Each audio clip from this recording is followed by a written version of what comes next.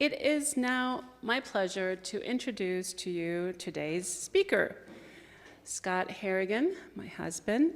He may not need much of an introduction. He's been a longtime member here and has been very active in denominational affairs, attending General Assembly as this congregation's delegate, being active in district assemblies back when we had those.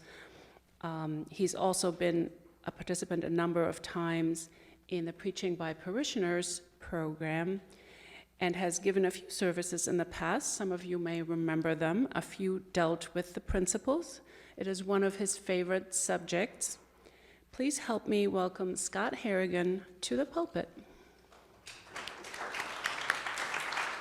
Good morning. As Helen mentioned in her introduction, as of last month, Helen and I have been members of this church for 22 years. We started in December of 2001 in the wake of 9/11 and the birth of our youngest daughter, Willa. It was November that I saw Reverend Joel Miller of the Downtown Church of Buffalo in the Buffalo News. He was in black minister robes and had a vibrant red stole. And the picture was captioned, if I remember correctly, "A secular humanist responds to 9/11. I couldn't understand how a secular humanist could be a minister, let alone what kind of church would allow him to serve. I was a humanist, so I went to Alta Vista, pre-Google times, and searched for those two words, Unitarian Universalism. Frankly, it sounded like a cult, but I learned a lot. Maybe it's the Unitarian Universalist Church, or what is it called? I can't remember the one where everybody gets married in Mass. But so I think it's that connection. But I learned a lot. Well, not about being creedless, because the first thing I wanted to know was, what do these people, these UUs, believe? And I found out with the principles and the sources. This told me what I needed to know, that UUs believe, or as I later found out, affirm and promote, that every person has inherent worth and dignity. And being a philosopher by training, it seemed a serious and knowledgeable formulation of the great German philosopher Immanuel Kant's idea of intrinsic value, the dignity of rational beings like ourselves. Intrigued, I read on. Most of the principles follow from that keystone, first principle. I don't think the fourth is the keystone. I think that the first is the keystone, because every other principle kind of logically falls out of it in a neat fashion that I appreciated. Persons with inherent worth and dignity are by their very nature entitled to justice, fair, and compassionate treatment, which is the second principle. They should be encouraged to freely but responsibly find their own truth and meaning in life, which is the third and fourth principles. They should have a voice in things that matter to them and the right to their own thoughts and moral commitments, which is the fifth principle. They deserve to be protected by our community, even upwards to the whole world, with justice, liberty, and peace, which is the sixth principle. All the while recognizing the interdependence of our existence with all of existence, which is the seventh principle. Although some have contended that the principles are at best banalities, simple platitudes, but to me, these are real giants. What other religion do you know that centers its theology on the human person? Not God, not Allah, not Hashem, not even all of us together. No, you, me, persons. We are the rock upon which our church is built. We are the foundation of our faith.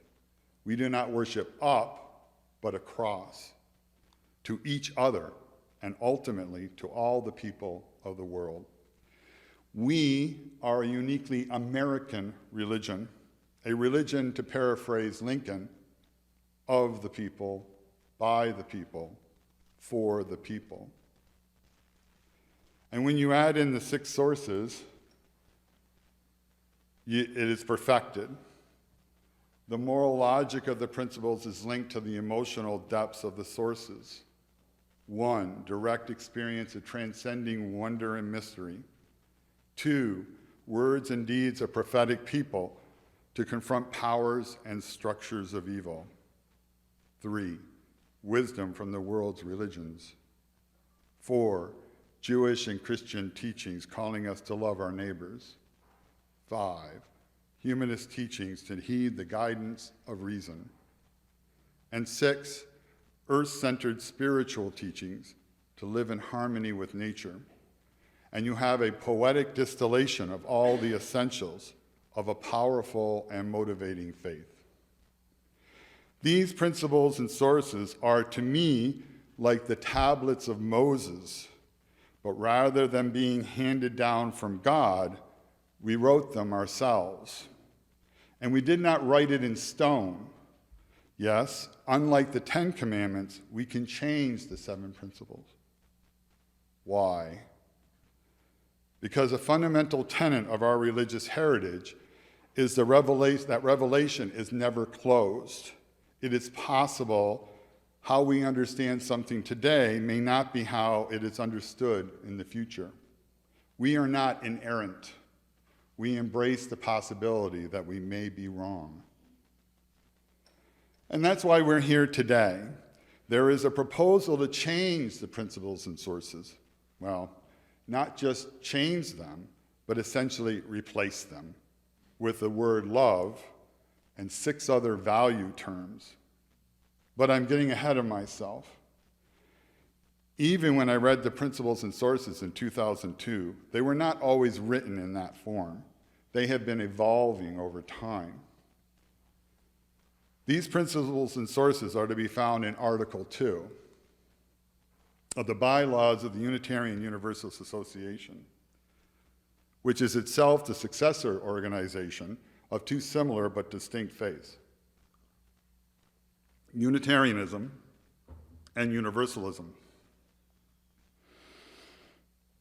Their rich histories inform our faith today. But when they joined together in 1961, they had to harmonize their 2 sets of principles. And they came up with this. And I think you can see some of the language of our principles and even some sources hidden in there in the early set of principles. Note that here, inherent worth and dignity is called supreme worth. We have the Universalists to thank for that. It's a tenet that is distilled, their tenet of no one goes to hell. I put that in for Reverend Michelle. She always thinks the Universalists tend to get short-shrifted when it comes to acknowledging the contributions to the faith. But inherent worth and dignity is something very much championed by the Universalists. What I also think every one of us can see is the issues with this set of principles as well. Anyone want to call it out? Men, man, brotherhood.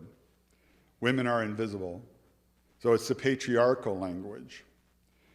This came to a head in the early 1980s when the Women's Federation, the UU Women's Federation, led a massive rewrite, almost as big as the one proposed today, but still retaining much of the language.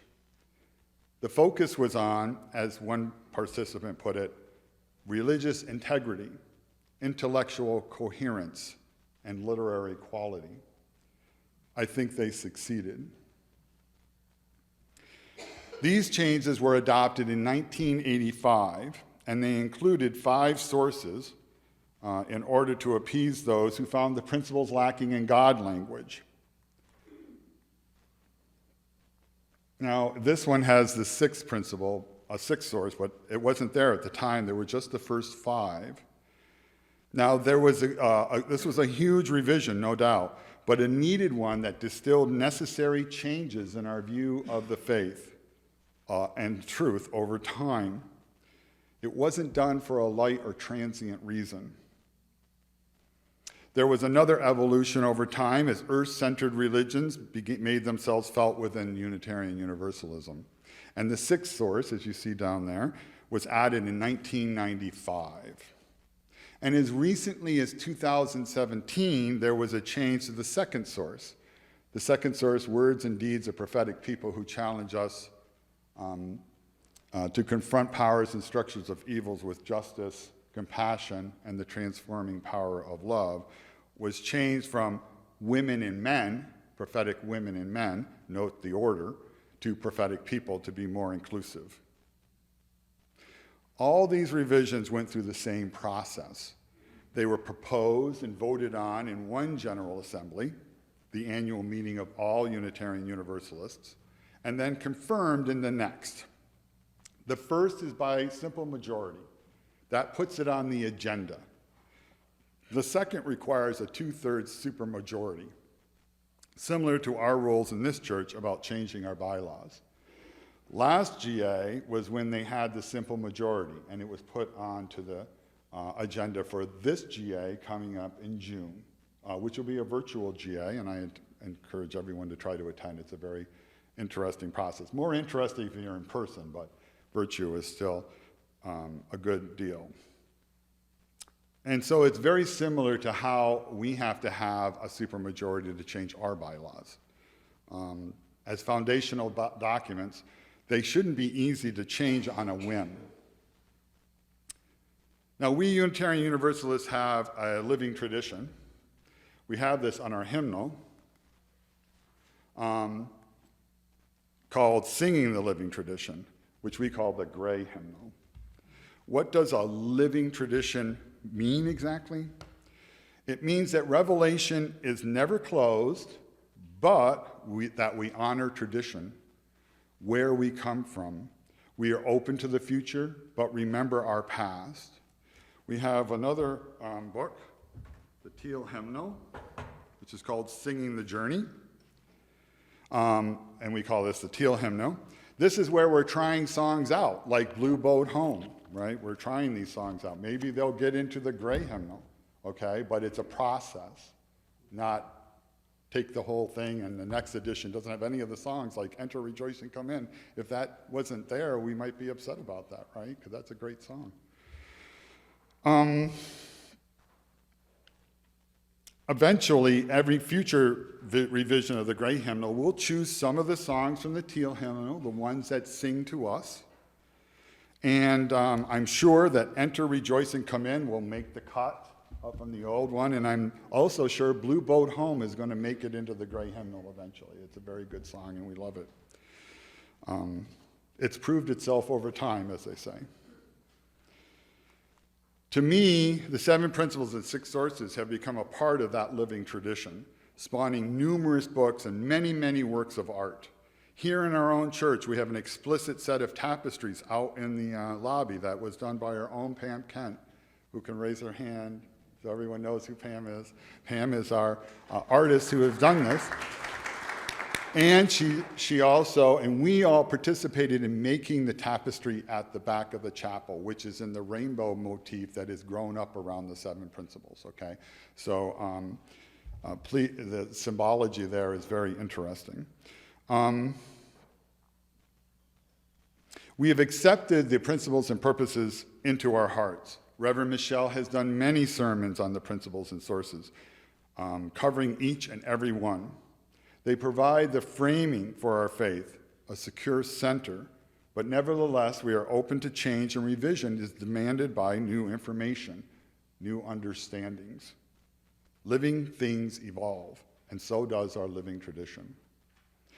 And so it did evolve. In response to the Black Lives Matter movement, there has been a movement to add an 8th principle to address our commitment to help dismantle institutional racism and other oppressions.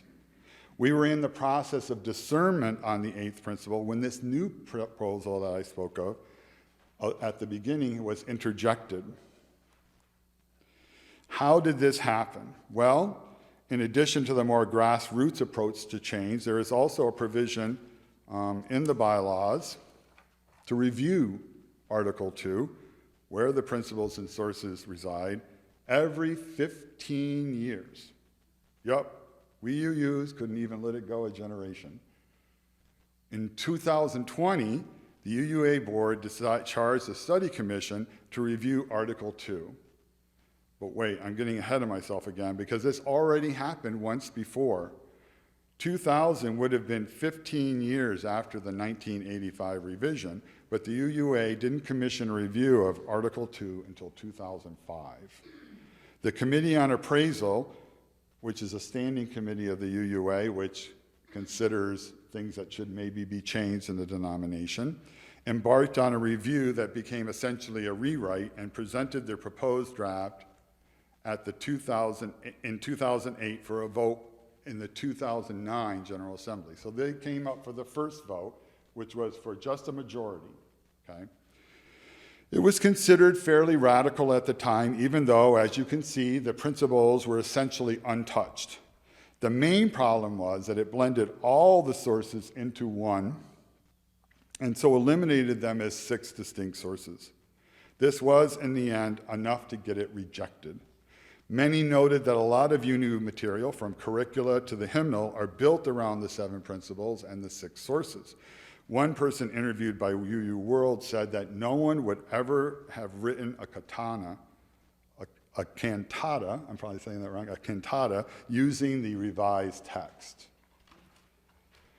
This revision was rejected by 13 votes. This is in a group of like 3,000. So it was a very close vote, but it was, clearly not a majority.